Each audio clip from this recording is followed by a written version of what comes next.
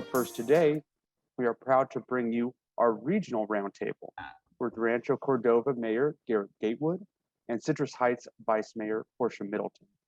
The internal study mission is not just about the city of Sacramento, but the 6 counties within the greater Sacramento surrounding region. We're looking forward to continuing the conversation of Back to Better and hearing how their cities are achieving this. So I'll ask the 2 dignitaries, Mayor Gatewood, Vice Mayor Middleton, to join us. And this is going to be a conversation mainly between you two, and I'm just going to be here as an interested observer and maybe check in a little bit more on prompts. But what I'd ask you to focus on as we start is the work you both have been doing in the past year and how you've managed to navigate within COVID, social justice awakening, and the issues that we've had around investing in our communities and what you've learned. Okay.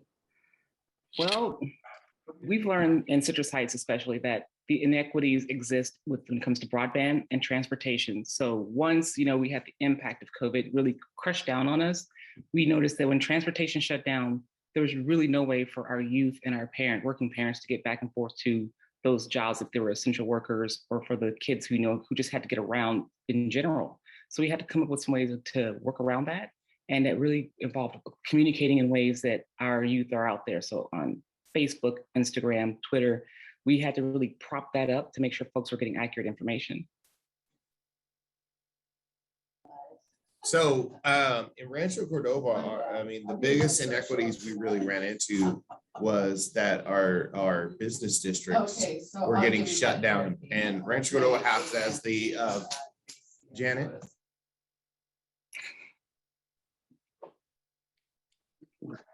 Sorry about that, guys. Our biggest inequities were basically our business district was getting shut down by COVID and stuff like that. And so we had to find ways to overcome. And Rancho Cordova happens to be probably the most diverse city in the region. We have 99 different minority groups. We speak over 70 different languages, and all the businesses in the area, because we are the largest business sector in the region, were hampered by COVID. And so it wasn't just enough to fix, to help the businesses. We had to go out of our way, not only to speak different languages, but to get a hold of all these minority-owned businesses and find ways to stabilize them. Because if we can keep them going through COVID, then when we come out on the other side, we'll be a stronger city. And we heard yesterday about reaching out to community orgs that have long histories in the community. So when you talk about diversity, when you talk about addressing some of these issues, how did you identify who the best, spokespeople, the best outreach people would be? You go first, Porsche. Well, we went into our toolbox, right? So we knew that our local chamber, our faith-based organizations, and those who provide needed services like Meals on Wheels and our food pantry were the first places that we stopped and said, hey, we did an assessment.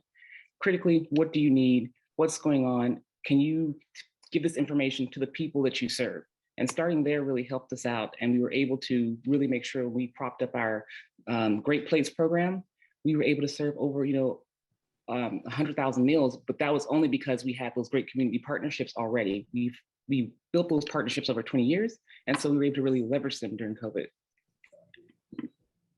So if you look, the city of Rancho Cordova, because of the amount of businesses, our Chamber of Commerce was our first one. Our church, we have a faith-based community organization that kind of gathers all of the churches into one spot. We felt like the churches were overlapping, and we wanted to help them to kind of specialize and be able to serve.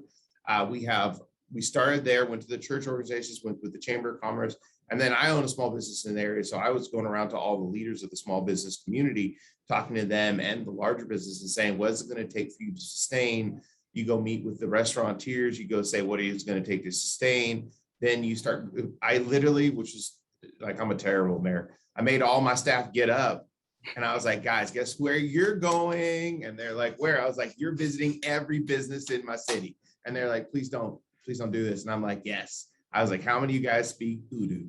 And they're like, I'm like, I want to find somebody. So we were grabbing people because you know, when you have such a cultural diversity, you got to have someone that speaks Russian, and then if you don't, then you got to go to the Russian church and get someone that speaks Russian American, and then you got to get out there, because our whole thing was, you know, the Great Place program is a great start. Like, we were able to invest, we were able to double down, so we took the COVID money and our money to go make sure every restaurant stayed open that wanted to stay open, right? So we're over there double down, but you have to go speak their language, or they're scared to pop their head out because of cultural and, you know, inequities, and then also where they came from. This is first generation, a lot of Americans, so they don't have a good look at government. You know, what's the worst sign is, I'm government, I'm here to help. So they're freaked out. So, but once they, you know, once you have real talks with them as individuals, they started to open up to us, and we're like, cool, take this money, help out our citizens. I mean, we did some crazy stuff. I mean, think about Rancho Cordova.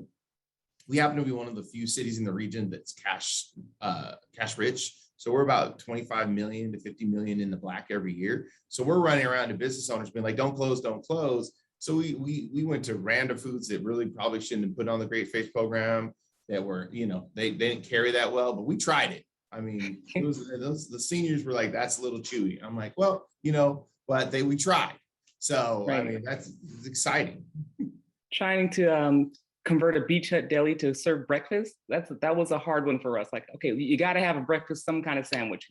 Just put it together, right? Right. Another thing, going to a bingo hall and be like, is that a restaurant back there? I bet you that is a restaurant back there. You know what? You are serving food, but you are serving food. That is exciting for all of us. Yay. Because the bingo hall feeds the Mandarins, which is a band group that just goes around and does band organizations. It's like a comp band, which is just crazy to say, like comp band. But they basically reach into our lower socioeconomic groups and help them get to band and go into our schools and teach. So we're going to make sure you stay alive. So we're like, cool, that's a kitchen. You're serving food. Congratulations. And, you know, like, we really had to get creative to make sure they stayed open so they could weather the pain and come out on the other side. Yeah. And I sat down with my team and we put together a digital list of all the resources throughout the entire state of California. And we propped it up on a one-pager on my website. And we were just like, hey, if you need anything, if it's like information about PPE, EIDL grants, any of that stuff, here's where you can get it. Here's people you can talk to. We worked with the SBA, which has a headquarters right here in Citrus Heights. And we worked with them to make sure that they were giving out, you know, webinars and talking to business owners, really building on those partnerships we already had to force them to kind of think, hey, you can make it through this, and here are the resources, but we got to get you to show up. And, you know, we tried everything. We had a concert, a drive-through concert at Sunrise Mall. We're like, we need to raise money for these businesses, right? Come out here, enjoy the concert, stay safe, but just don't give up hope. And I think that was the biggest thing for folks in our community, is that being locked down like that, they were really starting to think that we're never going to come out of this. Our government doesn't care. This is a really scary time. And so offering that support and that warmth around them to let them know that we're supporting you, man. We're here for you. Just, you know, give us some time. We're going to work it out. Yeah, they really wanted to see citizens. Like, so, you know, besides me and Porsche are just citizens in our cities. So they wanted to see us come out. So they really wanted to see us get involved. So we basically, I made code enforcement and our police go out, and we started setting up tents, because remember, they couldn't be inside at the beginning.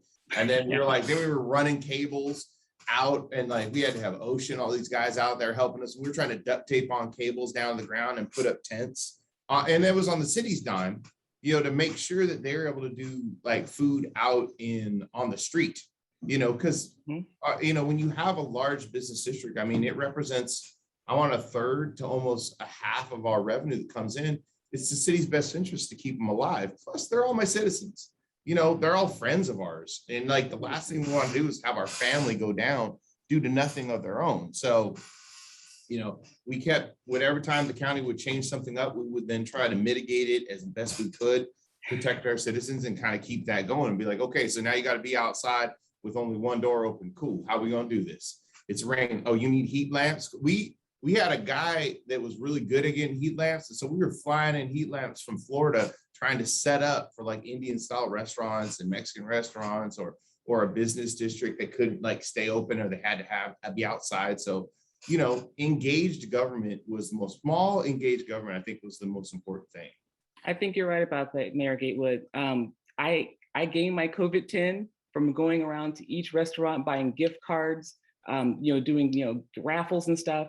I mean, it was very awkward for me to be like, hey, come to Texas Roadhouse because look, you could take home a pitcher of margaritas.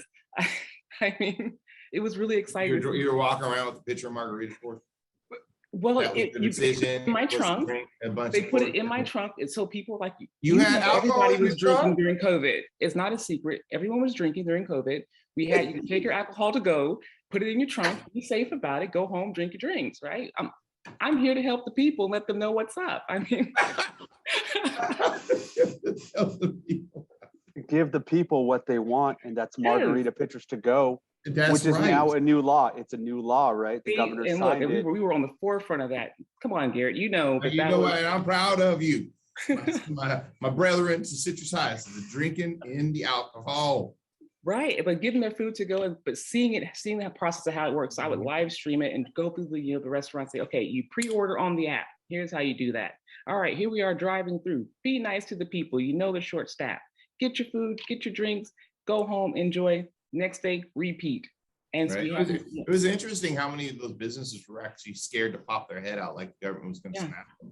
And we're like, that's not, small government isn't here. We're here to help.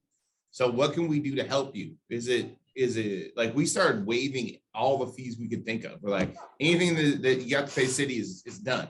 Don't pay us anymore. But it was like, they're like, but we have no more payments to cities. And then we had like talks with because what our problem was like, when he froze payments to the landlords, then the landlords were hurting. Right. And so they're like, well, how are we going to sustain? Because we're going to have to bankrupt, and then the building goes out of thing, and then all the stuff. I'm like, let's see what we can do to help you out. Let's see if we can maintain you so we can maintain the renters, which is going to maintain the people being able to go to work. And it was this crazy thing where I was stepping in other places and just finding out ways to duct tape things together long enough for COVID to really get over, or not over, but more manageable. Right. One thing we had to pivot really hard on was we found out that building did not stop in Citrus Heights. So going digital and streamlining that process, like, hey, if you got Zoom, you've got a camera, let's walk out here, put on a video, and we will inspect from there. We just got really innovative around making sure that building kept going, those essential things that kept people who needed to work working. That was really, I was like, we're really going to expect things, via Zoom. That's what we're doing now. That's cool. It just let us know how innovative government can really be if we choose to. Yeah. What can, the innovations and kind of the efficiencies that we've all thought might be possible, maybe more possible in your two cities, what are you going to continue with and take out of this last year and a half that sticks? Well, we already are pretty, I run a computer company, right? So I was like, we're integrating every computer thing I can think of, because COVID is one of those times that so we got rid of like the licensing program. We redid all how you pay for stuff. Certifications can now be done mobily. I mean, we're not going to slow down any of it because as we're coming out of COVID, all we're seeing is 3 times the development. Like we're already slotted for 25,000 homes and a large business district. The business district already sold out. Like sold out, meaning everyone's bought the plots that they're going to move into, and is helping us build the concrete roads to basically get to those places. And I really like, so I don't know if Porsche did this in her city, but knowing Porsche, she did. We started coming up ways to basically find ways for business owners to have workers. So, the COVID thing all of a sudden created a less in workers. So what we started doing was we're taking about $4.5, maybe $5 million. And we're basically finding ways to generate employees for jobs. So we got like Women in Data that does digital analytics. We went and got DP Global Solutions. We got Coursera, and we're like, look, here's all the business owners that want jobs, need employees. Here's all the skill sets they need. Let's find ways to funnel them worker bees so that we can maintain the growth. And I will never get rid of that, because that with the RC City app and every bit of technology, we're pumping employers, jobs, and people. So that's one of those things. Like, think for every one person that lives in Rancho Cordova, there's 3 jobs. Now for every one person that lives in Rancho Cordova, there's like 5 open jobs. And so all we're doing now is trying to find ways to get people employees. Yes, so Citrus Heights is doing something similar where we're working with our chamber to connect, folks. We're looking at what does this job board look like? What do your members need? And then we're promoting that. We're saying, hey, these are the jobs that are right here in our community. You literally don't have to drive because Citrus Heights is, 14 miles square, right? You could probably catch a quick bus or walk to wherever you need to go to work. And we're making sure that they're connected and they're aware so that we can really make sure that our businesses are able to jump back in first quarter stronger than ever. I agree. We have 5 minutes left, and I want to give this time to you both because your energy is keeping me alive. What you think that you've missed out on, and maybe where the community needs some of the strong leadership as a region that you guys are showing in your individual communities. What regionally can we learn? Kill it.